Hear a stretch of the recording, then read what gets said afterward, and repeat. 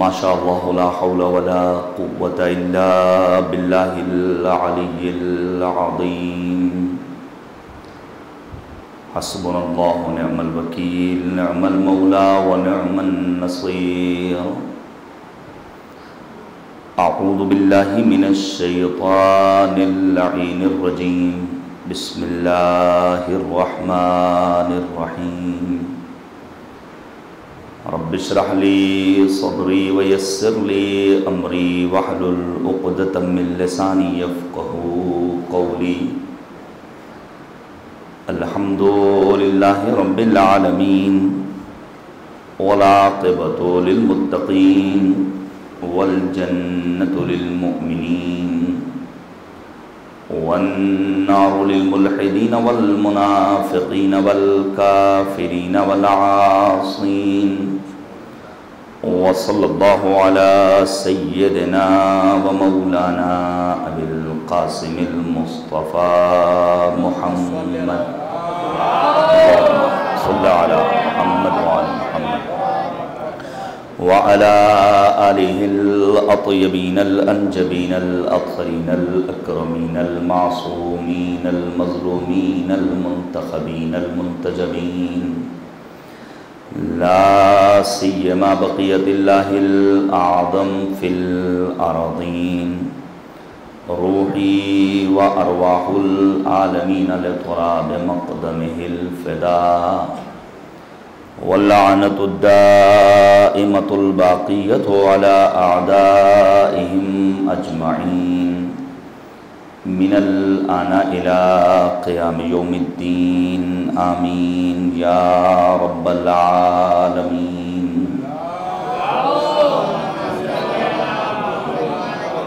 أما بعد فقد قال رسول الله صلى الله عليه وآله وسلم إن الحسين مصباح الهدى وسفينة النجاة صلى الله عليه وسلم.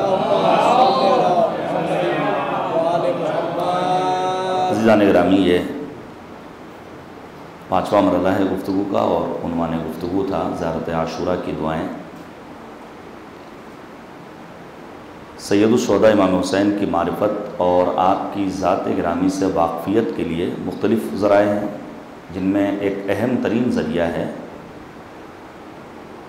ان زیارات کا پڑھنا جو زیارات ائمہ معصومین علیہم الصلوۃ والسلام کے سلسلے میں ہم تک پہنچی ہیں. اس مظلوم کربلا کی یاد میں گزشتہ ایک مہینے سے مسلسل ہم اور آپ فرش غم کا اہتمام کر رہے ہیں، جسے خود اللہ نے عزت بخشی ہے. یہ جو حدیث پیغمبر کا فقرہ ہے ان الحسین مصباح الہدی و سفینۃ النجاۃ، پھر معصومین کے فرامین ہیں کہ ہم سب کے سب سفینہ نجات ہیں، لیکن امام حسین کا سفینہ تیز چلتا ہے. ہم سب کے سب ابواب جنت ہیں، لیکن امام حسین اس باب جنت کا نام ہے جس میں وسعت زیادہ پائی جاتی ہے. اپنا بھی آ جاتا ہے، پرایا بھی آ جاتا ہے، گنہگار بھی آتا ہے، مریض بھی آتا ہے، دل کا مریض بھی آتا ہے، اور جو جس انداز سے آتا ہے وہ اپنی توانائی، استعداد اور صلاحیت کے مطابق لے کر جاتا ہے. روایت بتاتی ہے کہ پیغمبر خاتم تشریف فرمائے ہیں، اصحاب پیغمبر کا ہجوم ہے، ابی ابن کعب جیسے افراد بھی موجود ہیں. امام حسین کی کمسنی کا عالم ہے، 3-4 برس کی عمر میں بزم پیغمبر میں جب امام علی مقام پہنچے تو اس موقع پر پیغمبر نے فرمایا مرحبا بک یا زین السماوات والارض، اے زمین و آسمان کی زینت حسین ابن علی خوش آمدید. اتنا اسی موقع پر نہیں بلکہ پیغمبر خاتم نے حتیٰ جناب زہرا مرضیہ کا اپنی بزم میں استقبال کیا ہے، اور کائنات کا اکلوتا باپ جو رہتی دنیا تک بیٹیوں کے احترام کا سلیقہ سکھا رہا ہے. قام الیہا، دوڑ جاتے تھے استقبال فاطمہ میں جناب پیغمبر خاتم. وَأَجْلَسَهَا مَجْلِسَهُ، اپنی مسند پر بٹھالتے تھے. وَقَبَّلَ يَدَيْهَا، ہاتھوں کا بوسہ لیتے تھے اور خوش آمدید کہتے تھے. متاع حق و صداقت ہیں فاطمہ زہرا، خدا کے دین کی عزت ہیں فاطمہ زہرا، امیر ملک طہارت ہیں فاطمہ زہرا، رئیس محفل عطرت ہیں فاطمہ زہرا، طہارتوں میں پلی آیتوں میں کھیلی ہیں، علی ہیں 12 مگر فاطمہ اکیلی ہیں۔ وہی عزت، وہی تکریم، وہی احترام ہمیں امام حسین کے لیے نظر آتی ہے۔ فرمایا اے حسین خوش آمدید۔ اصحاب پیغمبر نے بالخصوص ابی ابن کعب جیسے صحابی نے پیغمبر اکرم سے کہا یا رسول اللہ آپ عمر میں بڑے ہیں، مسن ہیں، آپ سید المرسلین ہیں، آپ خاتم النبیین ہیں، زمین و آسمان کی زینت آپ کو ہونا چاہیے، حسین تو ابھی کم سن ہے۔ اس موقع پر جو پیغمبر خاتم نے جملہ ارشاد فرمایا، نبی آدم فرماتے ہیں یا ابی والذی بعثنی بالحق نبیا، اے ابی اس خدا کی قسم جس نے مجھے برحق مبعوث برسالت کیا ہے، حسین کی عظمتوں کو زمین والوں سے زیادہ آسمان کی بلندی پر رہنے والے جانتے ہیں۔ پھر فرمایا وَإِنَّهُ لَمَكْتُوبٌ عَنْ يَمِينِ عَرْشِ اللَّهِ مِصْبَاحُ هُدَى وَسَفِينَةُ النِّجَاةِ، عرش اعظم کے داہنی سے لکھا ہوا ہے حسین ہدایت کا چراغ ہے، حسین کشتی نجات ہے۔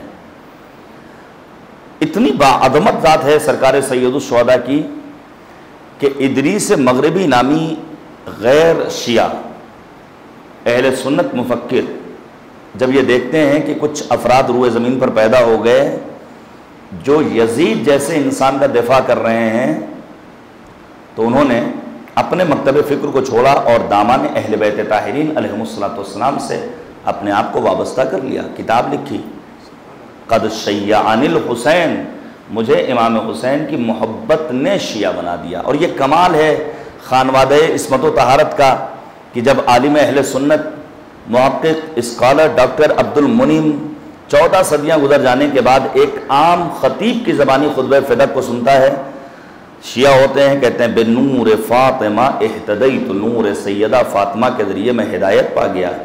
یہ ادریس مغربی ہیں جو شیعہ ہو جاتے ہیں۔ آج آل سعود وہابی افکار رکھنے والے الا ماشاءاللہ آپ کو مل جائیں گے جنہوں نے یزید کا دفاع کرنا شروع کر دیا، حتیٰ سعودی عرب میں کتابیں شائع ہو رہی ہیں کہ یزید کا خون امام حسین سے کچھ لینا دینا نہیں تھا۔ اب ذرا سوچئے، میں صرف ایک اشارہ کر رہا ہوں، امام احمد ابن حنبل، وہابی افکار رکھنے والے بھی ان کو قبول رکھتے ہیں۔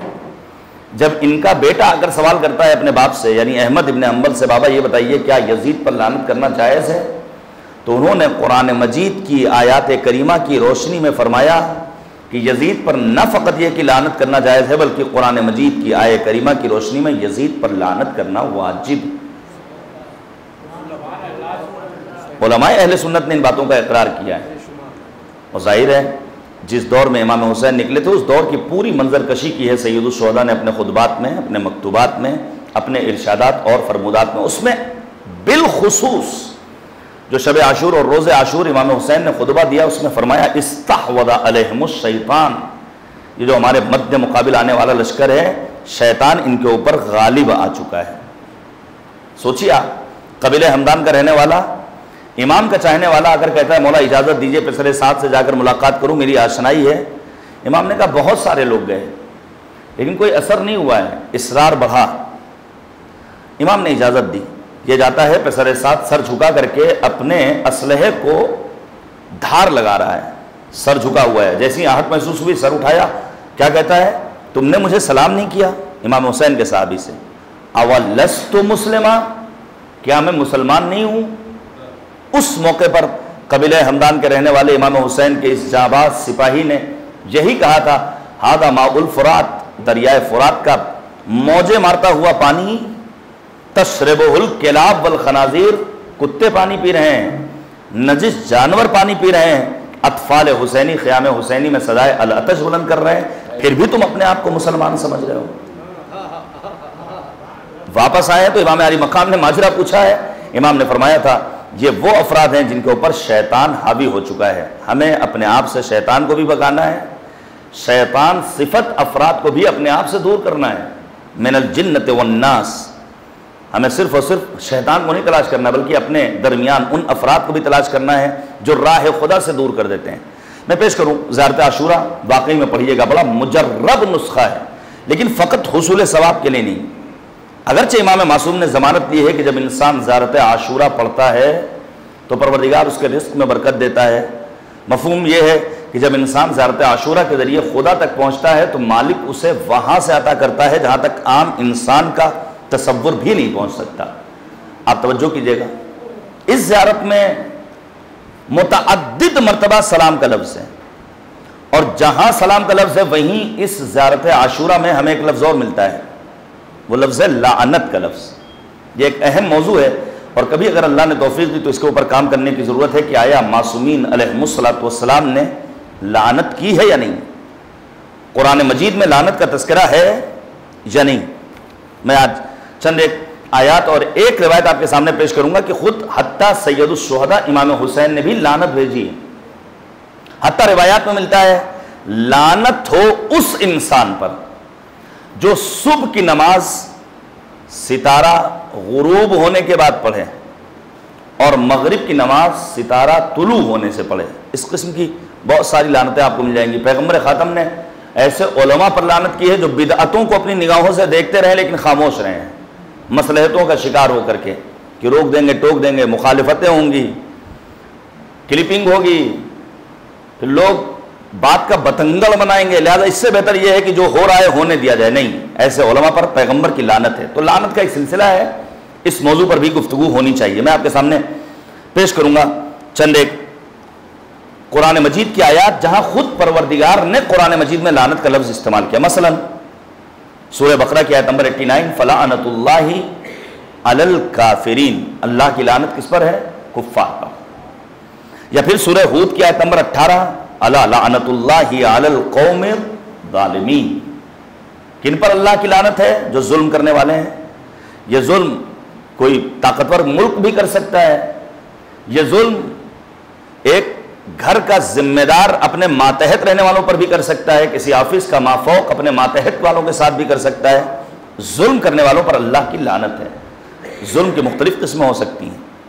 اور پھر پروردگار سورہ رعد میں آیت نمبر 25 کے ضمن میں کہتا ہے یفسدون فی الارض اولئک لہم اللعنہ، جو روئے زمین پر فساد بپا کرتے ہیں ان کے اوپر اللہ کی لعنت ہو. فساد، بڑی مذمت ہے فساد جیسے لفظ کی. یہاں تک کہ کہا گیا ہے الفتنۃ اشد من القتل، فتنہ قتل سے زیادہ سنگین ہے. قتل سے زیادہ سنگین جرم ہے کہ انسان فتنے کا ارتکاب کرے. البتہ لفظ فتنہ قرآن مجید میں معصومین علیہ السلام کے فرامین میں مختلف معنوں میں استعمال ہوا ہے. مثلا کہیں پر پروردگار نے لفظ فتنہ کو امتحان اور آزمائش کے لیے استعمال کیا ہے. آپ پڑھیے گا سورہ عنکبوت مالک کہتا ہے احسب الناس ان یترکوا ان یقولوا آمنا وهم لا یفتنون ولقد فتنا الذین من قبلہم، کیا لوگوں نے گمان کر رکھا ہے ہم انہیں آزمائیں گے نہیں؟ ہم نے تو ان سے پہلے والوں کو بھی آزمائے، ہم خوب جانتے ہیں سچا کون ہے جھوٹا کون ہے. جناب سلیمان کے لیے پروردگار کہتا ہے وَلَقَدْ فَتَنَّا سُلَيْمَانَ وَأَلْقَيْنَا عَلَىٰ كُرْسِيِّهِ جَسَدًا. ذرا سوچئے، ایک لمحے کے لیے کل میں نے اشارہ کیا تھا کہ امام حسین کی زیارت کے آداب میں یہ ہے کہ امام جب حرم حسینی میں پہنچے تو کیا کہے؟ لبیک یا داعی اللہ، اے خدا کی جانب دعوت دینے والے امام حسین ہم حاضر خدمت ہیں. یہ تصور ہمارے ذہن سے نہیں نکلنا چاہیے کہ اگر ہم عزاداری کر رہے ہیں تو کس لیے؟ تاکہ یاد خدا میں اپنے آپ کو غرق کرے. ایک لحظے کے لیے بھی انسان اگر یاد خدا سے غافل ہو جائے تو ولو یہ کہ وہ سلیمان پیغمبر ہی کیوں نہ ہو، اللہ آزمائش میں مبتلا کر دیتا ہے. سوچئے جناب سلیمان کی حکومت کہاں تک پھیلی ہوئی ہے؟ مشرق و مغرب. اور سلیمان پیغمبر نے شادیاں مختلف کی. توجہ کیجئے گا میرے عزیزو، کیوں شادیاں زیادہ کی تھیں؟ زیادہ شادی ہوگی، زیادہ بچے ہوں گے، کوئی مشرق سنبھالے گا، کوئی مغرب سنبھالے گا، کوئی شمال سنبھالے گا، کوئی جنوب سنبھالے گا. لیکن چونکہ انہوں نے شادی پہ بھروسہ کر لیا تھا اور شادی کر لی تھی بغیر انشاءاللہ کہے ہوئے، پروردگار کہتا ہے وَلَقَدْ فَتَنَّا سُلَيْمَانَ وَأَلْقَيْنَا عَلَىٰ كُرْسِيِّهِ جَسَدًا. آپ توجہ کیجئے گا، ہمارے استاد نے بڑی اچھی بات بیان کی کہ ایک لمحے کے لیے خدا سے اگر انسان غافل ہو جائے تو اپنی روزمرہ کی زندگی میں بھی مشکلات میں مبتلا ہو سکتا ہے. استاد بیان کرتے ہیں کہ خطیب تھے، بہت عمدہ خطیب، ان کا مشغلہ تھا اور ان کی عادت تھی کہ ہر مجلس سے پہلے ایک نیا خطبہ. اور آج بھی آپ کو ایسے ذاکرین مل جائیں گے جو اپنے خطبے کے ذریعے ہی مجلس کا اثر اپنے مجمع پر ڈالنا چاہتے ہیں. زیر زبر اعراب عربی گرامر کی رعایت ہو نہ ہو، لیکن خطبہ جب پڑھتے ہیں تو بس سمجھتے ہیں کہ بہت مجلس ہٹ ہونے والی ہے. ایک روز انہوں نے کہا آخر نیا خطبہ تلاش کرنے کی ضرورت کیا ہے، ہم بسم اللہ کہیں گے، الحمدللہ رب العالمین کہہ کر کے گفتگو شروع کر دیں گے. ممبر پہ گئے، کہا اعوذ باللہ من الشیطان الرجیم بسم اللہ الرحمن الرحیم. اب لاکھ کوشش کر رہے ہیں کہ کہیں الحمدللہ، وہ لفظ ادا نہیں ہو رہا ہے. کیوں؟ کیونکہ اپنے حافظے پہ بھروسہ کر لیا تھا، ذات خدا سے لو نہیں لگائی تھی. صلوات بھیجیے گا پر محمد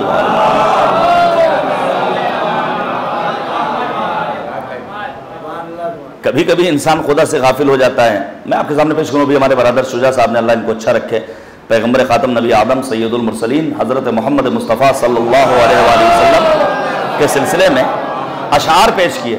آپ ذرا سوچئے تو کہ اگر انسان کی پرواز فکری اعتبار سے بلند ہو تو وہ کہاں تک سوچتا ہے. پیش کروں آپ کے سامنے.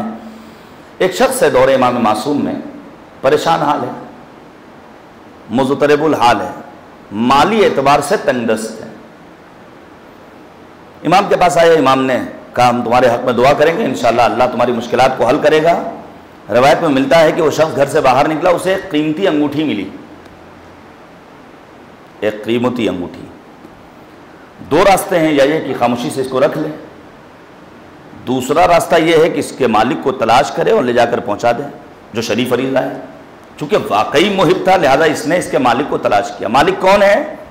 اس انگوٹھی کا، قیمتی انگوٹھی کا ایک یہودی. توجہ کیجئے گا. لے جاتا ہے یہودی کے پاس. وہ یہودی کہتا ہے بھیا تمہیں ہو کیا گیا تھا، اتنی قیمتی انگوٹھی رکھ لیتے، کیا ضرورت تھی واپس کرنے کی؟ کہاں سے تمہارے ذہن میں یہ خیال آیا کہ تم انگوٹھی واپس کرو؟ سنیں گے کہ اس کی پرواز فکر کہاں تک تھی. وہ کہتا ہے میں رکھ تو لیتا، لیکن میں نے یہ سوچا کہ اگر کل روز محشر تمہارا پیغمبر موسیٰ میرے پیغمبر محمد عربی سے سوال کر لے کہ تم نے اپنی امت والوں کو سکھایا کیا، ہم جواب کیا دیں گے؟ یہ انداز فکر، یہ یاد خدا، یہ پیغمبر اکرم کا کلمہ پڑھنے کے بعد رسالت پیغمبر کے تقاضوں کو پورا کرنا.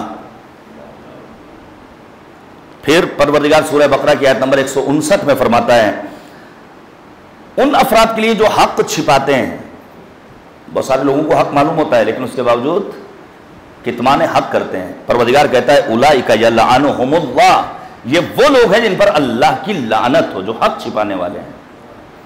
ملیں گے آپ کو بہت سارے لوگ، مثلا مرجعیت کے سلسلے میں گفتگو کرنے والے، حتی ولایت فقیہ کے بارے میں گفتگو کرنے والے ہیں، لیکن وہ اپنی انفرادی گفتگو میں، نجی محفلوں میں اس قسم کی باتیں کریں گے. لیکن ان سے کہا جائے بھائی آج آپ اپنی مجلس میں فراز ممبر پر بیٹھ کر کے سینکڑوں کے مجمع میں آ کر کے ولایت فقیہ کا تذکرہ کیجئے گا، نہیں کریں گے، نہیں کریں گے. چونکہ ان کو ایک حق چھپانا ہے، ان کا مادی فائدہ وابستہ ہے. میں آپ کو سامنے عرض کروں، ایسے خطبہ کو بھی دیکھا گیا ہے کہ جنہوں نے مجلس ایصال ثواب پڑھی شہید قاسم سلیمانی کی، تو ہونا کیا چاہیے تھا کہ وہ آتے اور آنے کے بعد کہتے کہ مومنین سے گزارش ہے کہ 1 مرتبہ سورہ حمد اور 3 مرتبہ سورہ اخلاص پڑھ کر میجر جنرل قاسم سلیمانی علیہ الرحمہ کو ارسال کرنا. لیکن انہوں نے نام لے کر فاتحہ نہیں پڑھوایا. کیوں؟ کیونکہ انہیں ڈر تھا اگر نام لے لیا قاسم سلیمانی علیہ الرحمہ کا تو ویزا اسٹیمپ نہیں ہوگا. یہ حق چھپانا ہے، یہی حق چھپانا ہے. کتمان حق یہی ہے کہ انسان نجی گفتگو میں تو باتوں کو بیان کرے لیکن ملأ عام میں آنے کے بعد حق کو وعدے نہ کرے. ہاں کیا کہنا شہید قاسم سلیمانی کا؟ فرماتے ہیں سلام ہو خمینی بت شکن پر، جنہوں نے صدیوں سے کتابوں کے اندر نہفتہ ولایت فقیہ کے کانسیپٹ کو دنیا والوں کے سامنے لا کر پیش کیا ہے کہ آخر ولایت فقیہ ہے کیا. اور پھر پروردگار باطل عقیدہ رکھنے والوں کے لیے بھی لعنت کا تذکرہ کرتا ہے. سورہ مائدہ آیت نمبر 64 وقالت اليہود ید اللہ مغلولہ غلت ایدیہم ولعنوا بما قالوا. اللہ کے لیے نازیبا کلمات ان یہودیوں نے استعمال کیا، لہذا پروردگار نے ان کے اوپر لعنت کی ہے. یا پھر یہودیوں سے اللہ نے کہا تھا کہ سنیچر کے دن مچھلی کا شکار نہ کرنا، لیکن شرعی ہیلا انہوں نے اختیار کیا، حوض پہلے بنا لیا، مچھلیاں لا کر بعد میں پکڑی، تو پروردگار کہتا ہے لعنا اصحاب السبت، جنہوں نے میرا کہنا نہیں مانا ان کے اوپر ہماری لعنت ہو۔ پڑھیے گا سورہ نساء کی آیت نمبر 47۔ یا پھر نبی اکرم کو اذیت پہنچانے والوں پر اللہ نے لعنت کی ہے۔ یہ میں نے کل جو جناب موسیٰ کا تذکرہ کیا، جناب عیسیٰ کا تذکرہ کیا، آپ ذرا سوچئے تو، تنہا وہ ذات جس کے لیے پروردگار نے وجیہن فی الدنیا والآخرہ کا لفظ استعمال کیا ہے۔ زیارت عاشورہ کا فقرہ کیا ہے؟ اللہم اجعلنی عندک وجیہن بالحسین علیہ السلام فی الدنیا والآخرہ، خدا دنیا اور آخرت میں ہمیں امام حسین کے طفیل میں وجیہ بنا دے۔ جناب عیسیٰ کا تذکرہ ہوا، وجیہ ہیں دنیا اور آخرت میں۔ موسیٰ کے لیے اللہ نے کیا کہا؟ لوگوں نے تہمتیں دیں، لوگوں نے جناب موسیٰ کے بھائی ہارون کے قتل ہو جانے کے بعد الزام لگایا، پروپگنڈا کیا کہ ہارون کو قتل کرنے میں جس انسان کا ہاتھ ہے وہ کوئی اور نہیں سوائے موسیٰ کے۔ پروردگار نے کہا ہے نہیں، ہم نے موسیٰ کو ان چیزوں سے بری رکھا۔ آپ کے سامنے عرض کروں، موسیٰ اس دور میں حیا و عفت کا مجسم نمونہ بن کر کے، آپ توجہ کیجئے گا، یہ ایک پیغام دے رہا ہوں ان افراد کے لیے جو جہاں چاہتے ہیں برہنہ ہو جاتے ہیں۔ میں صرف عزاداری کی بات نہیں کر رہا ہوں، مثلا گھر میں بھی چاہا جس انداز سے چاہا اپنا گھوم رہے ہیں، بچے نوجوان ہیں، بچیاں گھر میں موجود ہیں، یاد رکھیے گا میرے عزیزوں میرا یہ جملہ کہ ہمارے گھر میں ہمارا لباس ہمارے بچوں کی تربیت پر اثر انداز ہوتا ہے۔ کیا پہن رہے ہیں، کیسا لباس پہن رہے ہیں۔ جناب موسیٰ کے بدن کو اس دور میں جب حمام عمومی ہوا کرتے تھے کسی ایک نے اپنی نگاہ سے نہیں دیکھا تھا، پھر لوگوں نے جناب موسیٰ کو ٹارگٹ کرنا شروع کیا اور تہمت لگائی کہ موسیٰ کے بدن پر اسپاٹ پائے جاتے ہیں، دھبے ہیں جسے موسیٰ چھپاتے ہیں۔ پروردگار نے کہا جس نے موسیٰ کو اذیت پہنچائی ہے، یاد رکھے ہم نے موسیٰ کو ان تمام چیزوں سے بری رکھا ہے، اور جو تہمت لگانے والے افراد ہیں اللہ نے ان کے لیے عذاب علیم کا انتظام کیا ہے، اور موسیٰ وجیہ ہیں عند اللہ۔ جناب موسیٰ کے سلسلے میں پروردگار نے یہ اعلان کیا ہے۔ قطع رحم کرنے والوں پر قرآن مجید نے لعنت کی ہے۔ آپ پڑھیے گا، خطبہ شعبانیہ پڑھ لیجئے، امیر کائنات امیر المؤمنین کی وصیت پڑھ لیجئے، اللہم صلی علی محمد وعلی محمد، قرآن مجید کی آیات کو پڑھ لیجئے جہاں قطع رحم کی ممانعت ہے، صلہ رحم کی تاکید ہے۔ صلوا ارحامکم، اپنے گھر والوں کے ساتھ، اپنے اعزاء اور اقربا کے ساتھ صلہ رحم کرو، رابطہ منقطع مت کرو، یہ تمہارے رشتہ دار تمہارے قوت بازو ہیں۔ پھر اسی طرح پروردگار نے قرآن مجید میں پروپگنڈا کرنے والوں کے لیے لعنت کی ہے، حتیٰ پروردگار عالم نے طاغوتی نظام کی پیروی کرنے والوں کے لیے لعنت کی ہے۔ اب سوچئے اگر صرف اور صرف طاغوتی نظام کی پیروی کی جائے اور پھر کوئی انسان طاغوتی نظام، طاغوتی قوتوں کے لیے، طاغوت کے لیے، سرکش افراد کے لیے، ظالم پارٹیوں کے لیے اظہار حمایت کرے، حمایت میں کلمات ادا کرے، تو کیا پروردگار عالم نے اس انسان کو بخش دیا ہوگا؟ اور جب انسان پروردگار کی لعنت کا مستحق ہو جاتا ہے تو گویا اللہ کی رحمتیں، برکتیں، اللہ کے عنایات سب اس سے منقطع ہو جاتے ہیں۔ ہم اور آپ زیارت عاشورہ میں پڑھتے ہیں فَلَعَنَ اللَّهُ أَسَّسَتْ أَسَاسَ الظُّلْمِ وَالْجَوْرِ عَلَيْكُمْ أَهْلَ الْبَيْتِ، کیا خوبصورت جملہ ہے۔ تنہا قاتلین امام حسین پر اللہ کی لعنت نہیں ہے، بلکہ اہل بیت طاہرین علیہم السلام کے گھرانے سے تعلق رکھنے والے تمام وہ افراد جو نشان ظلم بنے، ہر ظالم پر اللہ کی لعنت ہے۔ اب وہ دور پیغمبر خاتم رہا ہو، دور صدیق طاہرہ رہا ہو، دور امیر المؤمنین رہا ہو، دور امام حسن رہا ہو، دور امام عسکری رہا ہو، دور امام کاظم رہا ہو، ان معصوم ہستیوں کو جس نے اذیتیں پہنچائی ہیں ان سب پر اللہ کی لعنت ہو۔ نبی اکرم نے میدان غدیر میں اعلان ولایت کیا، لوگوں نے پیغمبر کی بات کو نہیں مانا، نتیجہ کیا ہوا؟ صرف اور صرف اس لیے کہ پیغمبر خاتم کی بات کو ٹھکرایا تھا، لوگوں کے درمیان سے ہرملہ پیدا ہوا۔ ہرملہ کون ہے؟ جو کربلا کے ننھے مجاہد علی اصغر پر شعبہ تیر چلاتا ہے اور بچہ باپ کے ہاتھوں پر منقلب ہو جاتا ہے۔ جب الہی عنایات کسی انسان سے منقطع ہو جائیں اور اللہ کی لعنت کسی کے شامل حال ہو جائے تو وہ امام وقت کا قاتل بن جاتا ہے، شمر بن کر کے لوگوں کی نگاہوں کے سامنے آتا ہے۔ سلام ہو ہمارا امام حسین پر، جنہوں نے تمام خطرات کو مول لیا، گلے لگایا، صرف کس لیے؟ دین کی بقا کے لیے۔ سلام ہو مظلوم کربلا امام حسین پر، جنہوں نے تمام تر پریشانیوں کے باوجود اپنی بہن جناب زینب سے شب عاشور جا کر خیمے میں کہا تھا، بہن زینب ایسا نہ ہو کہ تمہارے صبر کا باندھ ٹوٹ جائے، کل روز شہادت ہے، تم شہادتوں کو دیکھنے کے بعد، مقتل کے مناظر کو دیکھنے کے بعد اپنے صبر کے باندھ کو توڑ دو۔ جناب زینب پر ہمارا سلام، بی بی نے فرمایا تھا، ماجہ حسین جو میرے صبر کی کیفیت آج ہے یہی کل بھی باقی رہنے والی ہے۔ اب میں ایک لعنت کا تذکرہ کروں جو امام حسین نے میدان کربلا میں خود اپنے دشمنوں کے لیے پیش کیے، اور پھر تاریخ پڑھیے گا، یہ باتیں جو پیش کر رہا ہوں الکامل جیسی معتبر کتاب اہل سنت سے، طبری جیسی معتبر کتاب اہل سنت سے، سب سے پہلے امام حسین نے لعنت بھیجنے سے قبل سورہ مبارکہ ہود کی تلاوت کی ہے، جہاں پروردگار عالم نے ارشاد فرمایا، اور سورہ ہود کی آیت نمبر 56 نمبر آیت، انی توکلت علی اللہ۔ دیکھیے ذات خدا پہ بھروسہ بہت اہم ہے۔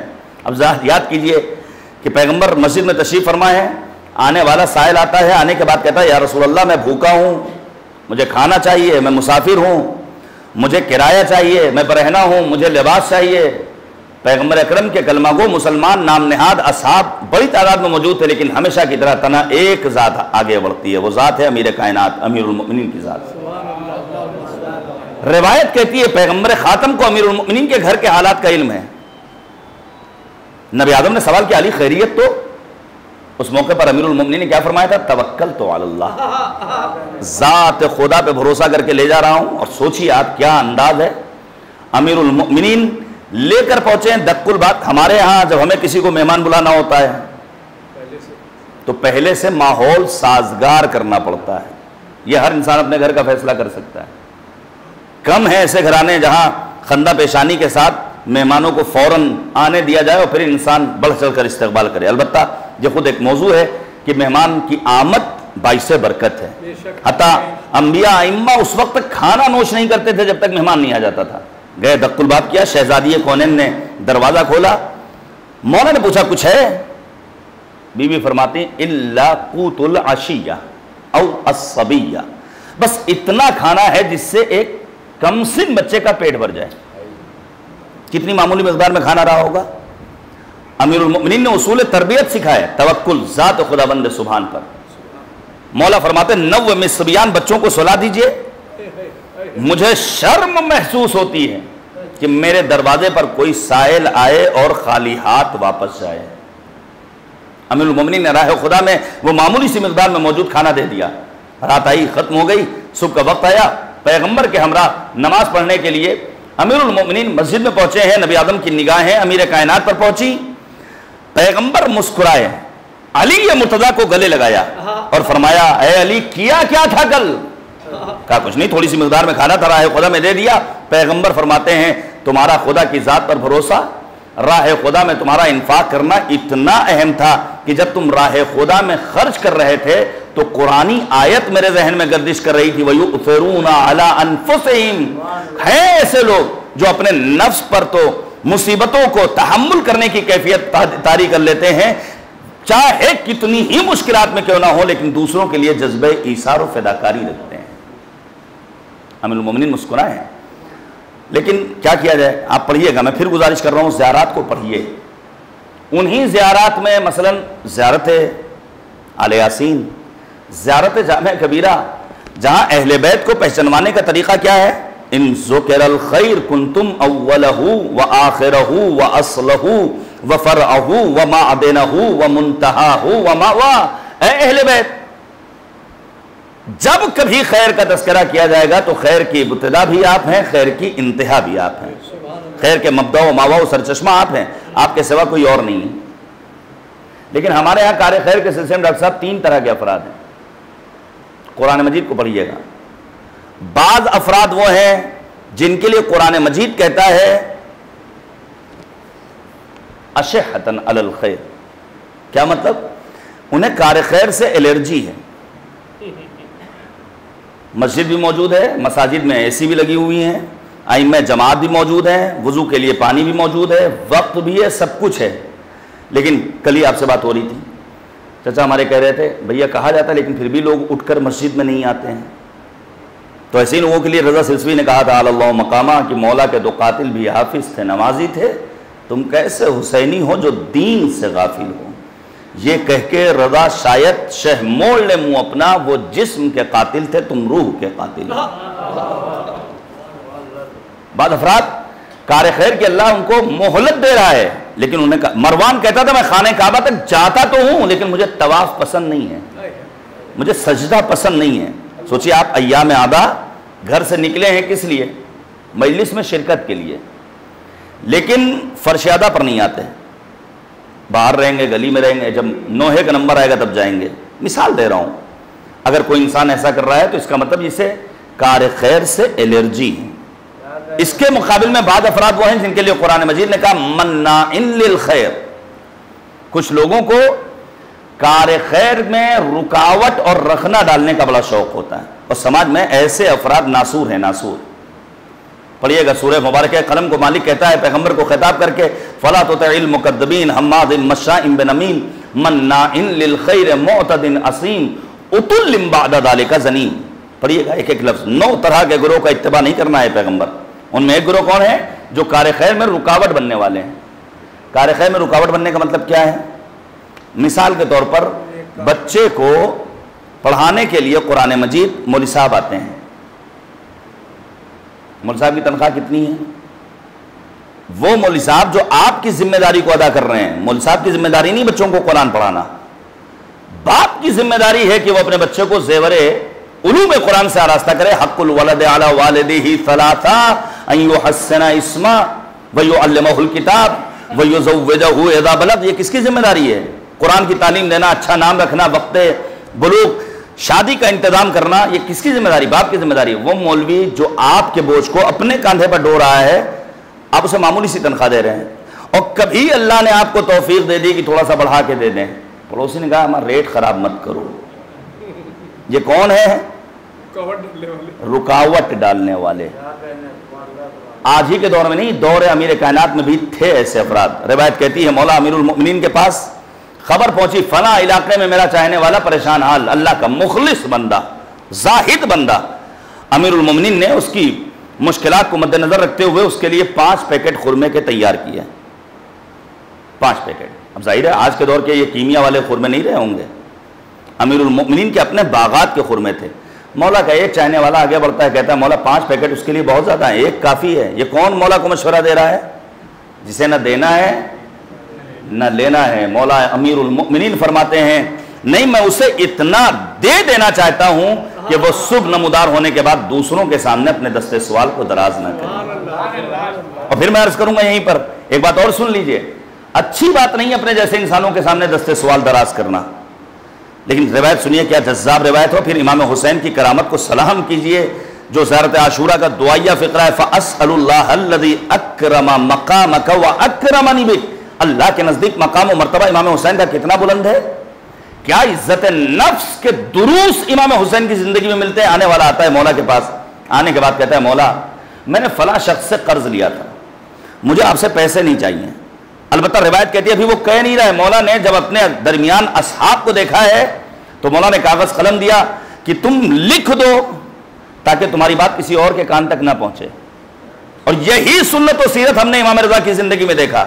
جیسا ابن حمزہ کہتے ہیں حج کی واپسی پر ایک حاجی آتا ہے، آنے کے بعد امام رضا سے کہتا ہے مولا میں غریب نہیں ہوں، میں فقیر نہیں ہوں، مجھے اللہ نے نوازا ہے، لیکن میں جو پیسے لے کر چلا تھا سفر حج میں ختم ہو گئے، تھوڑی سی مدد کر دیجئے.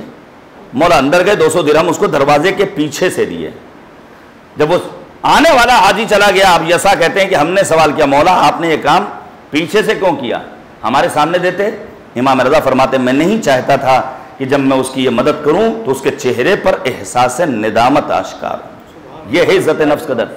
آنے کے بعد مولا سے اس نے کیا لکھ کر کہا ہے مولا میں فلاں کا مقروض ہوں، تھوڑے دنوں کی مہلت دلا دیجئے. روایت کہتی مولا نے اسے 1000 درہم دیے اور فرمایا 500 درہم سے قرض ادا کرنا، 500 درہم سے اپنی زندگی کے کاروبار کو آگے بڑھانا، گھریلو مسائل کو حل کرنا۔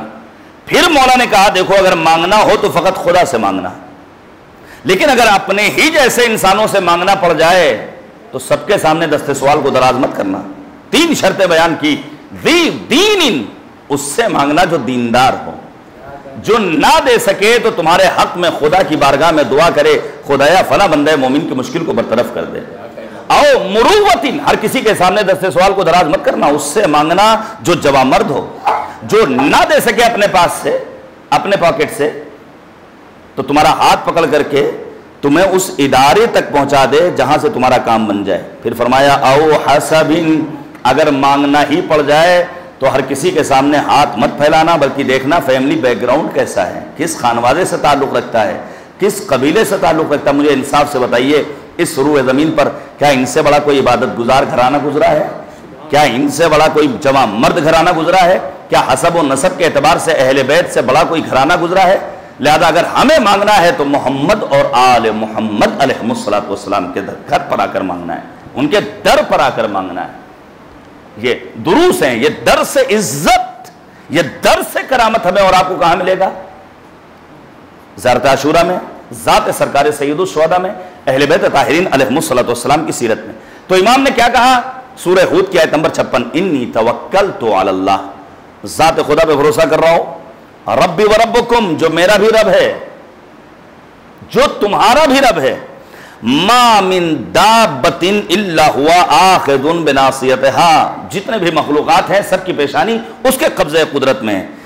ان ربی علی صراط مستقیم، پروردگار کا قصیدہ پڑھا ہے اس آیت کریمہ میں، اور پھر امام حسین نے اس موقع پر اس آیت کو پڑھ کے ثابت کر دیا جس طرح جناب ہود نے اپنی قوم کے سامنے پہلے قوم کی ناتوانی کا تذکرہ کیا ہے اور مالک کی کبریائی کا تذکرہ کیا ہے، اسی طرح امام حسین نے سورہ ہود کی آیت نمبر 56 کو پڑھ کر سب سے پہلے اپنے مد مقابل آنے والوں کی ناتوانی کو بیان کیا ہے، پھر مالک کی کبریائی کا اعلان کیا ہے۔ تم ہوتے کون ہو؟ اور پھر امام نے 3 لعنتیں کی۔ یہ لعنت جو ہم اور آپ زیارت عاشورہ میں، ابھی ہمارے سماج کو تولا اور تورا معلوم ہی نہیں، لعنت کا صحیح مفہوم کیا ہے معلوم ہی نہیں ہے۔ معلوم ہونا چاہیے قرآن نے کہاں لعنت کی ہے، اہل بیت طاہرین علیہ السلام کی لعنتوں کا سلسلہ کہاں کہاں ہے۔ پہلی لعنت اللہم احبس عنہم قطر السماء، خدایا باران رحمت کو ان سے روک دے، ان کے اوپر بارش کا پانی نہ برسے۔ وَبَعَثْ عَلَيْهِمْ سَنِينَ كَسَنِيَ یوسف، جیسے یوسف کے ہاں قحط کا دور آیا تھا ویسے ہی 7 سالہ قحطی ان کو عطا کر دے۔ وَسَلِّطْ عَلَيْهِمْ غُلَامٌ ثَقِيفٌ، ان کے اوپر غلام ثقیف کو مسلط کر دے، جس کا کام کیا ہو کہ جو سروں کو انبار لگا دے۔ آپ پڑھیے گا کہ آخر حجاج ابن یوسف ثقفی نے بصرے میں 11,000 افراد کو قتل کیا ہے۔ صرف قتل نہیں کیا ہے، یہ 11,000 افراد قتل ہوئے اس حجاج ملعون کے ذریعے، سارے کے سارے سر ایک جگہ رکھے ہوئے ہیں، اور اس جگہ کا نام کیا قرار پایا؟ تل الجماجم، وہ ٹیلا جہاں کھوپڑیاں رکھی ہوئی ہیں، چہل قدمی کرتا تھا اس کے اوپر۔ یہ کون سا بصرہ ہے؟ جہاں کے 5 اہم قبیلوں کے رؤسا کے نام امام حسین نے خط لکھا تھا، پڑھیے آپ تاریخ، جن میں احنف ابن قیس، امام حسین نے اپنے قاصد سلیمان کو بھیجا ہے، احنف ابن قیس کے پاس خط پہنچا، احنف نے خط کا مضمون دیکھا، کہنے لگے ہم خدا سے دعا کریں گے، امام حسین سے کہنا صبر کریں، انشاءاللہ اللہ کی مدد شامل حال ہوگی۔ امام بلا رہے ہیں مدد کے لیے، احنف ابن قیس کا جواب کیا ہے؟ امام صبر کریں، اللہ کارساز ہے۔ منذر ابن جارود جب خط پہنچا ہے سلیمان لے کر کے، منذر جو کہ سسور ہے کس کا؟ ابن زیاد کا، اس کے ذہن میں آیا کہیں ایسا تو نہیں کہ ابن زیاد مجھے آزما رہا ہو۔ قاصد امام حسین کو لے کر پہنچ گیا ابن زیاد کے پاس۔ ابن زیاد نے جیسے ہی خط کا مضمون دیکھا، سب سے پہلے امام حسین کے قاصد کے سروتن میں جدائی کا حکم دیا۔ سوچئے سر غرور بصرے کا کتنا بلند تھا۔ ہاں، ان میں جانے قربان ایک ذات اور ہے، یزید ابن مسعود کی۔ جب امام حسین کا خط پہنچا ہے تو یزید ابن مسعود نے کیا کہا ہے؟ خط لکھا مولا کو، مولا آپ نے طلب کیا ہے، ظاہر ہے ہمیں لشکر چاہیے، ہمیں افراد کو اکٹھا کرنا ہوگا، گھر لینا ہوگا، اسلحے خریدنے ہوں گے، لوگوں کی ٹریننگ کرنی ہوگی۔ امام حسین کے پاس جب اس کا خط پہنچا ہے تو امام علی مقام نے اس کے حق میں دعا کی، ارواک اللہ یوم العطش، اے یزید ابن مسعود تم نے میری نصرت کے لیے اظہار ہمدردی کیا ہے، ہم خدا کی بارگاہ میں دعا کرتے ہیں کہ کل روز محشر جو تشنگی کا دن ہوگا اللہ تمہیں جام کوثر سے سیراب کرے۔ امام کی نصرت کا جذبہ، اس بصرے میں امام حسین نے جو دعا کی تھی اور جو بد دعا کی تھی، حجاج ابن یوسف ثقفی نے کیا کیا، 11,000 لوگوں کو قتل کیا ہے۔ اب آپ ذرا سوچئے، بعد عاشوراء ابن زیاد کتنے دن زندہ رہا ہے؟ محض 6 برس۔ یزید کی حکومت کتنے دن چلی ہے؟ حتیٰ امام نے جس کے حق میں جو بد دعا کی تھی وہ اسی عالم میں خدا کی بارگاہ میں جا کر کے ملحق ہوا ہے۔ آپ پڑھیے گا سورہ مبارکہ انبیاء کی آیت نمبر 18 کو، جہاں مالک کا یہ اعلان ہے، بل نقذف بالحق علی الباطل فیدمغہ فاذا هو زاہق، ہم باطل پر حق کی چوٹ لگانے والے ہیں، یہ حق باطل کا سر کچل دیتا ہے۔ سورہ انبیاء آیت نمبر 18۔ اب آپ سوچئے کہ 400 سال اللہ نے فرعون کو مہلت دی، اور بڑی عجیب بات ہے، فرعون کو جو 400 سال کی مہلت ملی ہے اس کے پیچھے بھی راز جو علماء نے لکھا ہے وہ یہ کہ فرعون کے اندر اگرچہ خدائی کا دعویٰ کرنے کا ایک بہت بڑا مرض تھا، انا ربکم الاعلی، لیکن فرعون کے اندر 3 خوبیاں تھیں۔ اس سے بڑا اور کیا درس ہوگا کہ ہم دوسروں کی برائیوں میں جھانک کر نہ دیکھیں۔ ہمارے ہوتا کیا، بس صرف پتہ چل جائے فلاں انسان کے اندر فلاں عیب ہے، جب تک 10 لوگوں سے بیان نہ کر دیں سکون ہی نہیں ملتا ہے۔ فرعون جیسے خدائی کے دعوے کرنے والے انسان کے اندر بھی خوبیاں تلاش کی گئی ہیں۔ کیا خوبی تھی؟ پہلی خوبی، فرعون اگرچہ خدائی کا دعویٰ کرتا تھا، کہتا تھا انا ربکم الاعلی، لیکن اس کی خوبی یہ تھی کہ اس کے گھر کے مین گیٹ پر لکھا ہوا تھا بسم اللہ الرحمن الرحیم۔ دوسری خوبی، آپ کے لیے پیغام ہے، خواتین جلوس میں اگر جا رہی ہیں تو حجاب کے ساتھ جائیں، مکمل حجاب اور حیا اور عفت کا پیکر بن کے جائیں، یہ آپ کی ذمہ داری ہے۔ مردوں کی غیرت کبھی کبھی محسوس ہوتا ہے کہاں چلی گئی۔ فرعون کی دوسری خوبی یہ تھی کہ فرعون کی ناموس پر کبھی کسی کی نگاہ نہیں پڑی تھی۔ سوچیے آپ، فرعون جو خدائی کا دعویٰ کرنے والا تھا اس کی ناموس بھی حجاب میں رہتی تھی۔ فرعون کی تیسری خوبی، میں آپ سے سوال کر رہا ہوں، آپ کے ایریے کے MLA سے آپ کی کب ملاقات ہوئی؟ MP صاحب سے کب ملاقات ہوئی؟ سانسد جی سے ہوئی؟ کسی کی اتنے بڑے مجمع میں؟ دین کے فلاں ٹھیکیدار سے کب ملاقات ہوئی؟ بڑا مشکل ہوتا ہے کبھی کبھی لوگوں سے ملاقات کرنے کے لیے جائیے، ذلت محسوس ہوتی ہے۔ لیکن فرعون کی تیسری خوبی جو لکھی گئی ہے وہ کیا ہے؟ فرعون جو کہ خدائی کا دعویٰ کرنے والا تھا، سہل الحجاب تھا، سہل الوصول تھا، جو جاتا تھا فرعون سے ملاقات کر لیتا تھا۔ پروردگار نے جب فرعون جیسے انسان کے اندر یہ 3 خوبیاں دیکھی ہیں تو 400 سال کی مہلت دی ہے، لیکن 400 سال کے بعد بھی اس کا سر غرور کچلا ہے، دریائے نیل میں غرق ہوا ہے۔ ہم نے تو صدام کے دور کو دیکھا ہے کہ آخر اس کی عاقبت کیا ہوئی، ہم نے قذافی کو دیکھا ہے، جنازہ کہاں ملتا ہے؟ کوڑے کے ڈھیر پر۔ یاد رکھیے گا، پروردگار عالم نے یہ اعلان کر دیا ہے جو حق کے مقابل میں آئے گا ہم اس کا سر غرور کچل دینے والے ہیں۔ بس میں ایک روایت کو اور پیش کروں گا اور بات کو آج یہیں پر تمام کر دوں گا۔ ہم اور آپ زیارت عاشورہ کے ضمن میں مختلف دعاؤں میں یہی تو طلب کرتے ہیں، ان یجعلنی معکم فی الدنیا والآخرہ۔ ذرا سوچئے، میں اپنے نوجوان دوستوں اور ساتھیوں سے کہنا چاہوں گا، آپ سب سے میرا خطاب ہے، ہم اگر ایک معمولی سا سفر بھی کرتے ہیں تو ہم کوشش کیا کرتے ہیں کہ ذرا انتخاب کر لیں کہ ہمارا ہم سفر کون ہوگا۔ ابھی آپ عمرہ کرنے جائیے، ابھی آپ زیارت کربلا کے لیے جائیے تو آپ سب سے پہلے اپنے ہم سفر کو تلاش کرتے ہیں۔ یہ سفر کتنے دنوں کا ہوتا ہے؟ چند دنوں کا۔ دنیاوی، حتیٰ جب ہم کلاس میں پہنچتے ہیں تو اپنے ساتھ بیٹھنے والے کے بارے میں سوچتے ہیں کہ ہمارا ساتھی کون ہو۔ کلاس میں 50 بچے ہیں لیکن ہم یہ چاہتے ہیں کہ ہمیں ہمارا ہم مزاج انسان ملے۔ ٹرین کا سفر ہو، پلین کا سفر ہو، بارات کا سفر ہو، زیارت کا سفر ہو، مقدس سفر ہو، دنیاوی سفر ہو، ان معمولی اسفار میں ہم اپنے ہم مزاج افراد کو تلاش کرتے ہیں. ذرا سوچئے, ہم اور آپ کیا خدا کی بارگاہ میں دعا کرتے ہیں؟ خدایا ہمیں دنیا میں بھی اور آخرت میں بھی امام حسین کے ساتھ قرار دے. تو ہمیں حسین مزاج اپنے آپ کو بننا پڑے گا, دیکھنا پڑے گا امام حسین کا مزاج کیا ہے, امام حسین کا کردار کیا ہے, امام حسین کا ہم سے مطالبہ کیا ہے. ہم نے خدا کی بارگاہ میں زیارت عاشورہ میں دعا کی, خدایا ہمیں وجیح بنا دے, خدایا ہمیں با کرامت بنا دے. ظاہر ہے اس کرامت کے مقابل میں جو لفظ آتا ہے وہ لفظ ہے ذلت. اور انسان ذلیل کیوں ہوتا ہے؟ چند چیزیں. الذنوب التي تحت كل عصم, وہ گناہ جو انسان کی عزتوں کو تار تار کر دیتے ہیں. ان میں پہلی چیز شرب الخمر. ہمارا سماج محفوظ ہے الحمدللہ رب العالمین, لیکن کبھی کبھی سننے کو مل جاتا ہے کہ فلاں صاحب شوقیہ لے لیتے ہیں. یہ میں ان علاقوں کی بات کر رہا ہوں. یاد رکھیے گا میرے عزیزو, اگر ایک انسان شراب پینے کا عادی ہو جائے وہ سب کچھ ہو سکتا ہے, حق کو قبول نہیں کر سکتا ہے. آنے والا آتا ہے, آنے کے بعد کہتا ہے میں مسلمان ہونا چاہتا ہوں. سب نے کہا بھیا دیکھو اگر مسلمان ہو گئے تو تمہیں سود نہیں کھانا ہوگا. کہا چھوڑ دیں گے. کہا تمہیں گالی نہیں بکنی ہوگی. کہا چھوڑ دیں گے. تمہیں بتوں کی پوجا نہیں کرنی ہوگی. کہا چھوڑ دیں گے.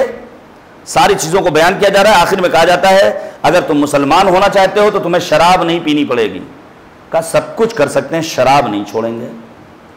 صرف اور صرف اسی ایک گناہ کے سبب وہ مسلمان ہونے سے رہ جاتا ہے. یزید کیوں ملعون ہے؟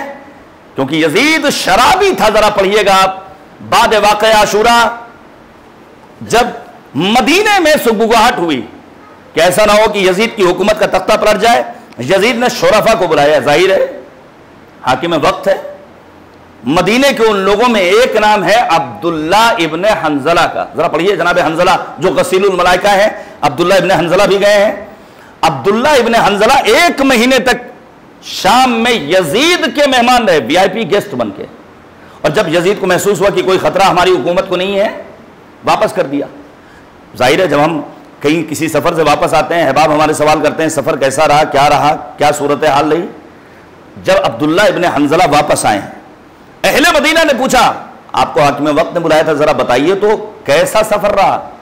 عبداللہ ابن حنظلہ جو حنظلہ کے بیٹے ہیں, 8 بیٹوں کے باپ ہیں, کہتے ہیں تمہیں ہو کیا گیا ہے, تم مسلمانوں پر اللہ کا عذاب کیوں نہیں نازل ہوتا ہے؟ تم نے ایسے انسان کو اپنا حاکم بنا رکھا ہے جو دائم المست رہنے والا ہے, شراب کے نشے میں چور رہنے والا ہے.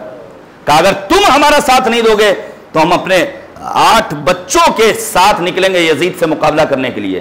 یہ واقعہ ہررا کیوں پیش آیا ہے اب جا کر کے تاریخ کو پڑھیے گا. یزید دائم المست تھا.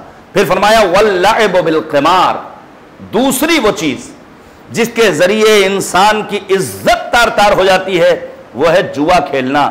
یزید شرابی بھی تھا, یزید جواری بھی تھا, اسی لیے کل بھی لعنتی تھا, آج بھی لعنتی ہے, کل بھی لعنتی رہے گا. یہ جو ہمارے نوجوان بسا اوقات سوال کرتے ہیں فلاں گیم کھیل سکتے ہیں, استفتاحات آپ جا کر کے دیکھیے ویب سائٹس پر, علماء کے سامنے جو مراجعہ کرتے ہیں. جوا کا مطلب فقط تاش کے پتے کھیلنا نہیں ہے, بلکہ ہر وہ چیز جو آپ کو خدا سے غافل بنا دے اور قمار بازی کے ضمن میں اس کا نام ہے, اسے جوا کہا جاتا ہے. نئے نئے آلات اور نئے نئے ذرائع بہرحال دنیا میں آتے رہتے ہیں. پھر فرمایا کہ تیسری وہ چیز جو انسان کی عزت کو ذلت میں بدل دے وہ ہے لوگوں کا مسخرہ کرنا, کسی کا مذاق اڑانا. بڑا آسان ہوتا ہے. قرآن نے بھی کہا لا یسخر قوم, خبردار ایک دوسرے کا مذاق مت اڑاؤ, مسخرہ مت کرو, مسخرہ مت کرو. روایت کہتی ہے آنے والا پیغمبر کے پاس آیا ہے, اونٹنی کے بچے پر سوار ہو کر آیا ہے, کمزور ہے جانور, پیر لڑکھڑاتا ہے, سواری گرتی ہے, نوجوان گرتا ہے. اصحاب پیغمبر نے ہنسنا شروع کر دیا, ہنسنا شروع کر دیا. ظاہر ہے اگر ایک انسان کے پیچھے 10 آدمی ہنسنے لگے, جیسے ہوتا بھی سائیکل سے کوئی گر جائے, چچک جائے, جتنی ہی چوٹ کیوں نہ آئی ہو, وہ یہ کہتے ہیں بھئی کوئی چوٹ نہیں ہے, بھاگنے کی فوراً کوشش کرتا ہے. دوبارہ اٹھا, دوبارہ سوار ہوا, دوبارہ گرا, پھر اصحاب پیغمبر نے ہنسنا شروع کیا. تیبارہ گرا, تیسری مرتبہ پھر اصحاب پیغمبر نے ہنسنا شروع کیا. اب یہ نوجوان جذبات میں آ کر کے اپنے اونٹ کے سروتر میں جدائی کرتا ہے اور ایک گوشے میں بیٹھ جاتا ہے. اب اصحاب پیغمبر نے کہا کہ تم نے نوجوان جذبات سے کام لیا, بہت جلدی کر دی, تمہیں ایسا نہیں کرنا چاہیے تھا. پیغمبر نے کہا خاموش ہو جاؤ, تم سب کے منہ اس اونٹنی کے خون سے بھرے ہوئے ہیں، اگر پہلے مرحلے میں تم نے اس کا مذاق نہ اڑایا ہوتا، تم اس کا حوصلہ بن جاتے، اس کے مددگار بن جاتے، تو کبھی بھی یہ نوجوان اس کام کو انجام نہ دیتا۔ اب پڑھیے تو روایات معصومین علیہ السلام میں ان ساری چیزوں کو بیان کیا گیا ہے۔ اور پھر ایک اور چیز، وَمُجَالَسَةُ أَهْلِ الرَّيْبِ، ایک اہم سبب جو انسان کو عزتوں سے نکال کر ذلتوں کو راہی بنا دے، وہ ہے شک و شبہ والے لوگوں کے ساتھ بیٹھنا اٹھنا، نشست و برخاست۔ واقعی میں ہمارا جوان پریشان ہے کہ آخر ہم دین کس سے لیں؟ مولانا حیدر عباس آتے ہیں، کچھ بیان کرتے ہیں، مولانا استفرضہ آتے ہیں، ان کا انداز خطاب کچھ اور ہوتا ہے، فلاں خطیب ہیں، ان کا انداز خطاب کچھ اور ہے، فلاں ذاکر ہیں، ان کا انداز خطاب کچھ اور ہے۔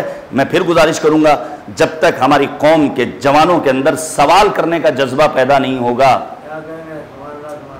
تب تک معاملہ حل ہونے والا نہیں ہے۔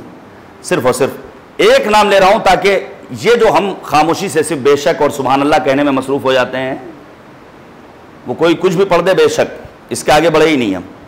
آپ توجہ کیجئے گا، میں نام لے رہا ہوں لبابہ بنت جعفر کا، جن کی زندگی کا خلاصہ یہ ہے کہ بات حتیٰ امام معصوم سے بھی لینی ہو تو بغیر دلیل کے نہیں لینا ہے۔ آپ پوچھ سکتے ہیں، آپ کو رائٹ ہے، آپ کو حق۔ لبابہ بنت جعفر علی کی چاہنے والی آتی ہے مولا کے پاس، اور آنے کے بعد کہتی ہے مولا مجھے آپ کی امامت کی دلیل چاہیے۔ اب سوچئے، امیر المومنین سے، سید الوصیین سے، مولا الموحدین سے، سید الزاہدین سے کون کہہ رہا ہے؟ لبابہ بنت جعفر نامی ایک خاتون، کیا مولا آپ کی امامت کی دلیل چاہیے؟ میں آپ سے کہہ رہا ہوں، آخر آپ میں سے اب تک کتنے لوگوں نے مجھے حیدر عباس سے پوچھا کہ مولانا حیدر عباس سے بتائیے آپ کا امامہ اصلی ہے یا نقلی ہے؟ آپ کا مرکز تعلیم کیا تھا؟ آپ کا سورس آف نالج کیا ہے؟ یہ جو آپ احادیث بیان کرتے ہیں، معصومین علیہ السلام کے فرامین کو پیش کرتے ہیں، ریفرنس کیا ہے؟ ہے کوئی جوان؟ کس نے پوچھا؟ ہم جو حیرت ہوتی ہے، ہم تو کبھی کبھی چھوٹے چھوٹے دیہاتوں میں جاتے ہیں، وہاں کا جوان پوچھتا ہے، چونکہ اس کے اندر شعور بیدار ہو چکا ہے۔ ہمارے یہاں بھی شعور کی کمی ہے، ہمارے ہاں کتابوں کی آشنائی کا جذبہ نہیں ہے، یہ جذبہ بیدار کرنا ہوگا۔ جیسی لبابہ بنت جعفر نے امیر المومنین سے کہا مولا آپ کی امامت کی دلیل، امیر المومنین مسکرائے، اور مسکرانے کے بعد کہتے ہیں لبابہ وہ پتھر پڑا ہوا ہے اٹھا کر لاؤ۔ لبابہ پتھر لائی، امیر المومنین نے اپنی انگشتر مبارک کا نقش ابھارا، اور پھر جناب لبابہ سے مولا فرماتے ہیں رہتی دنیا تک جو اس عمل کو انجام دے لے سمجھ جانا وہ حجت خدا ہے۔ 100 سال سے زیادہ عمر پائی ہے، دور امیر المومنین گزر گیا، دور امام حسن گزر گیا، دور امام حسین گزر گیا، دور امام سجاد گزر گیا، دور آتا ہے امامت امام باقر کا۔ پھر لبابہ پہنچی جناب امام باقر کے پاس، اور آنے کے بعد کہتی مولا مجھے کچھ کہنا ہے، ذرا سلسلے کو سلسلے سے ملائیے۔ امام باقر مسکرائے، مولا فرماتے لبابہ کیا امامت کی دلیل چاہیے؟ لاؤ پتھر لے آؤ۔ لبابہ پتھر لائی، امام نے نقش ابھارا، اور پھر امام نے اسی ایک جملے کو بیان کیا، لبابہ رہتی دنیا تک جو اس کام کو انجام دے لے سمجھ جانا وہ حجت خدا ہے۔ لبابہ کی زندگی کا خلاصہ یہ ہے کہ اگر کسی سے کچھ بات لینی ہے تو بغیر دلیل کے اس بات کو قبول نہیں کرنی ہے۔ آئیے خدا کی بارگاہ میں دعا کی جائے، خدایا ہم سب کو دین سمجھنے کی توفیق عنایت فرمائے۔ اے کریم پروردگار ہمیں سید الشہداء حضرت ابو عبداللہ الحسین کی معرفت سے سرشار فرما، ہم سب کو کربلا معلیٰ کی زیارت سے مشرف فرما۔ ان مجالس کے بانی ہمارے عام محترم برادر عزیز شجاع صاحب، ان کے گھر والے اور یہاں موجود تمام حاضرین کے توفیقات خیر میں پروردگار اضافہ فرمائے۔ اپنی صحت و سلامتی کے لیے ایک مل جل کر صلوات بھیجیے گا محمد بس یا علی اللہم صلی علی محمد وآل محمد وعجل فرجہم۔ میں آپ کے سامنے اب مصائب کے چند ایک فقرات کو پیش کروں گا، اور ذرا محسوس کیجئے گا یہ مجالس ہندوستان میں شہر اعظم لکھنؤ میں، ہمارے ہاں دنیا کے تمام ممالک کی طرح بھائی بہن کی محبت مشہور ہے، لیکن بھائی بہن کی محبت کا جو نمونہ ہم نے کربلا میں دیکھا وہ کہیں نظر نہیں آتا ہے۔ محسوس کیجئے گا، 2-4 منٹ سن لیجئے۔ بھائی بہن کی محبت بہت عظیم ہے، حتیٰ ہمارے ہندو برادران کے یہاں بھائی بہن کی محبت کا چلن ان کا پورا ایک مکمل تہوار ہے۔ اس سلسلے میں لیکن جیسی محبت جناب زینب اور ابو عبداللہ الحسین کے درمیان، خدا ہماری بہنوں کو سلامت رکھے۔ آپ ذرا سوچئے وقت ازدواج امیر المؤمنین نے عبداللہ کے سامنے شرط رکھی، عبداللہ اگر میری بیٹی زینب میرے لال حسین کے ساتھ سفر پر جانا چاہے تو آپ روکیں گے نہیں۔ عبداللہ نے اس شرط کو قبول کیا ہے۔ اب ذرا سوچئے امام حسین کربلا کی جانب آگے بڑھ رہے ہیں، عبداللہ آئے ہیں، مولا کربلا مت جائیے، حالات اچھے نہیں ہیں۔ مولا کہتے نہیں، میری منزل مقصود کا نام کربلا ہے۔ عبداللہ جناب زینب کی محمل کی طرف آگے بڑھتے ہیں، سنیں گے علماء نے کیا لکھا ہے۔ جناب زینب نے محمل سے سر کو باہر نکالا اور ایک جملہ کہا، عبداللہ آپ میرے شوہر ہیں، اگر آپ مجھے لے چلنا چاہیں گے تو میں چلنے کو تیار ہوں، لیکن یاد رکھیے گا ماجائے حسین کے بغیر زندہ نہیں بچوں گی، اجرکم اللہ۔ اس موقع پر جناب عبداللہ نے کہا تھا میں لینے نہیں آیا ہوں، آقا حسین جیسا عظیم انسان سفر پر جا رہا ہے، یون محمد ایک کو میری جانب سے صدقہ کر دیجئے گا، ایک کو اپنی جانب سے قربان کر دیجئے گا۔ سنیے آپ، سنیے، ایران کے ایک بہت ہی معتبر واعظ گزرے ہیں، خطیب گزرے ہیں، مرحوم کافی علیہ الرحمہ، انہوں نے ایک بڑی عجیب بات پڑھی ہے، بہت معتبر نام ہے، سنیں گے آپ۔ زمانے قدیم میں جب لڑکی کی شادی ہوتی تھی، سنیے بھائی بہن کی محبت جو امام حسین اور جناب زینب کیا ہے اسے کس انداز سے پیش کیا ہے۔ جب لڑکی کی شادی ہوتی تھی تو 3 دنوں تک لڑکی کے گھر سے کوئی اس کی سسرال نہیں جاتا تھا۔ 3 دنوں کے بعد لڑکی کی ماں جاتی تھی اپنی بیٹی کی خیریت لینے کے لیے۔ اب ذرا جناب زینب کی ازدواجی زندگی کے بارے میں سوچیے، رخصت ہو کر کے پہنچ گئی عبداللہ کے گھر، جناب زہرہ موجود نہیں ہے، عرب کی رسم کے برخلاف زہرہ نہیں ہے تو امیر المؤمنین کس کا انتخاب کریں؟ کیا امیر المؤمنین کو فاطمہ یاد نہیں آئی ہوں گی؟ کیا امیر المؤمنین کے علاوہ جناب زینب نے اپنی ماں فاطمہ کو یاد نہیں کیا ہوگا؟ جب 3 دن گزر گئے تب امیر المؤمنین نے جناب فضہ سے کہا، فضہ جاؤ میری بیٹی زینب کی خیریت لے کر آؤ۔ سنیں گے آپ، 3 دنوں کے بعد جب جناب زینب کے گھر پہنچی ہیں، عبداللہ کے گھر جناب فضہ، تو کیا دیکھا؟ زینب گریہ کر رہی ہیں، زینب زار زار گریہ کر رہی ہیں، اور کچھ لمحات کے بعد زینب نے اماں فضہ کو خطاب کیا، اماں فضہ یہ میرا گریہ اس لیے نہیں کہ مجھے ماں فاطمہ یاد آ رہی ہیں۔ سنیں گے جملہ کیا ہے، مصاب ہوں گے آپ۔ جناب فضہ سے زینب اولیاء مقام فرماتی ہیں یہ میرا گریہ اس لیے نہیں ہے کہ مجھے اماں فاطمہ یاد آ رہی ہیں، بلکہ میرا گریہ اس لیے ہے کہ 3 دن گزر گئے میں نے اپنے ماجائے حسین کی زیارت۔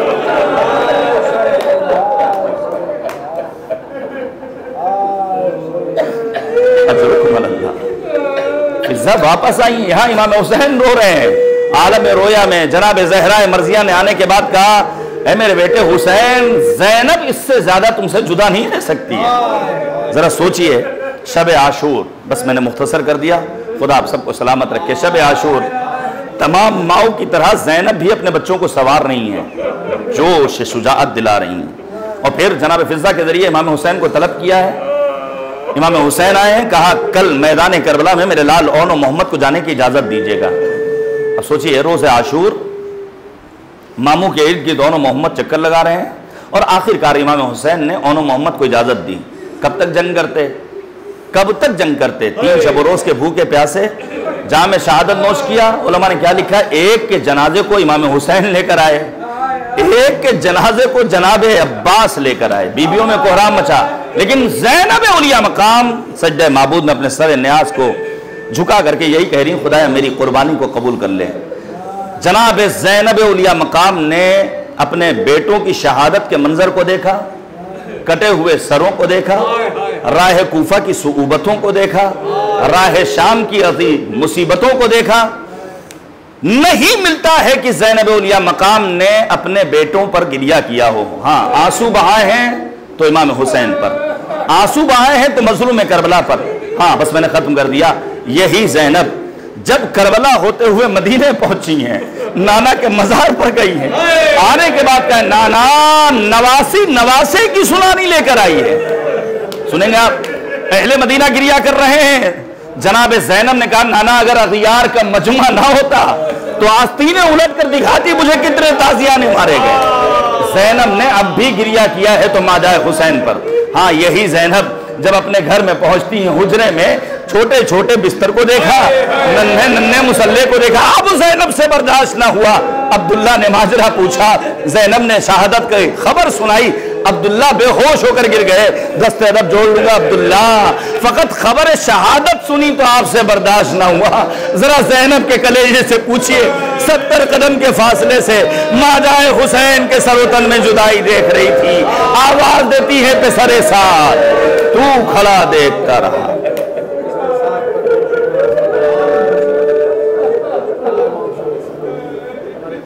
وَسَيَعْلَمُ الَّذِينَ ظَلَمُوا أَيَّ مُنْقَلَبٍ يَنْقَلِبُونَ إِنَّا لِلَّهِ وَإِنَّا إِلَيْهِ رَاجِعُونَ رَضًا بِقَضَائِهِ وَتَسْلِيمًا لِأَمْرِهِ إِلَٰهِ لَا مَعْبُودَ سِوَاكَ إِلَٰهِ بِحَقِّ الزَّهْرَاءِ وَأَبِيهَا وَبَعْلِهَا وَبَنِيهَا وَسِرِّ الْمُسْتَوْدَعِ فِيهَا بِعَدَدِ مَا أَحَاطَ بِهِ علم خدایا ہماری اس عبادت کو قبول فرما۔ معبود واسطہ ہے محمد اور آل محمد کا، معبود ہمارے امام کو ہم سے راضی و خوشنود فرما، ہمارے امام کے ظہور پر نور میں تعجیل فرما۔ اے کریم پروردگار، اس سروع زمین پر جہاں بھی عاشقان مظلوم کربلا مجالس اعزا جلوسائے اعزا کا اہتمام کر رہے ہیں، ان کی جان مال عزت و آبرو و ناموس کی حفاظت فرما، دشمنان دین مبین اسلام کو ذلیل و خوار فرما، پرچم اسلام کو سر بلند فرما، پرچم شرک و کفر و نفاق کو سرنگوں فرما، ہمارے بزرگوں کا سایہ ہمارے سروں پر دراز فرما، ہمارے مرحومین کی مغفرت فرما، ہم سب کی عاقبت بخیر فرما، ہمارے جوانوں کو اشرار کے شر سے محفوظ فرما۔ معبود جوان علماء، فعال مبلغین، مؤمنین، واعظین، خطباء، شعراء، ذاکرین، مراجع اعظام، بالخصوص رہبر معظم انقلاب آیت اللہ العظمیٰ خامنئی، مرجع علی قدر آیت اللہ العظمیٰ سیستانی، سید مقاومت جناب سید حسن نصر اللہ کو طول عمر بابرکت عنایت فرما۔ اے کریم پروردگار، اسلامی انقلاب کی حفاظت فرما، ہمارے اعمال کو اس لائق بنا دے کہ ہم امام کا ظہور دیکھیں اور امام کے اوان و انصار میں شمار ہوں۔ ربنا تقبل منا انکا انت السمیع العلیم۔